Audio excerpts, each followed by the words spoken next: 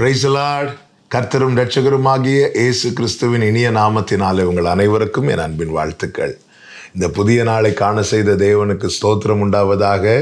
இந்த நாள் உங்கள் ஒவ்வொருவருக்கும் நன்மையாய் ஆசீர்வாதமாய் இருக்க கர்த்தர் கிருபை செய்வாராக. 2 நாளாகமம் 20வது அதிகாரம் 15வது வசனம். சகல யூதா கோத்திரத்தாரே, எருசலேமின் குடிகளே, ராஜாவாகிய யோசபாத்தே கேளுங்கள்.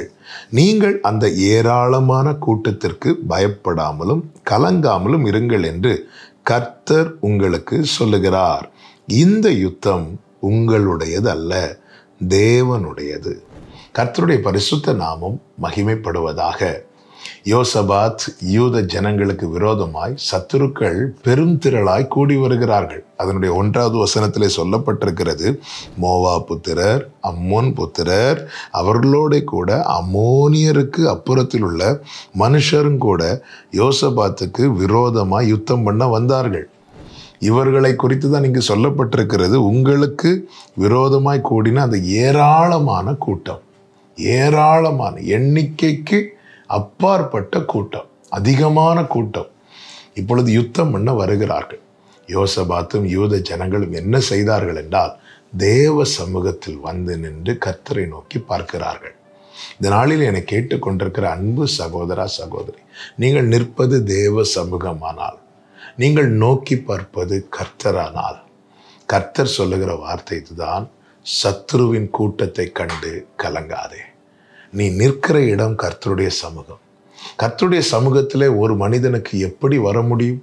தாவீது 5வது சங்கீதத்திலே சொல்லுகிறார், நானோ உம்முடைய மிகுந்த கிருபையினால் உம்முடைய ஆலயத்தில் பிரவேசித்து என்று. தேவ சமூகத்திலே வந்து நிற்கும்படியாய் தேவன் நமக்கு மிகுந்த கிருபை பாராட்டி இருக்கிறார்.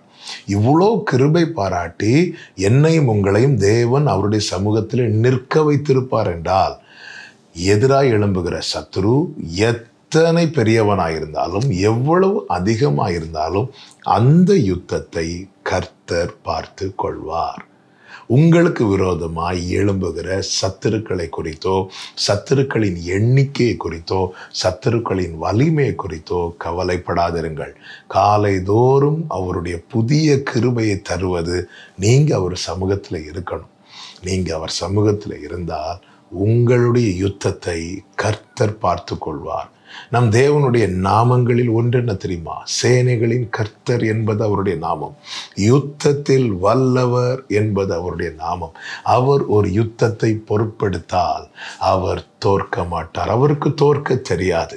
நமக்கு தெரியும், இந்த யுத்தத்தை கர்த்தர் செய்தார், சத்துருக்கள் எல்லாரும் மாண்டு போனார்கள் என்று வேதம் சொல்லுகிறது.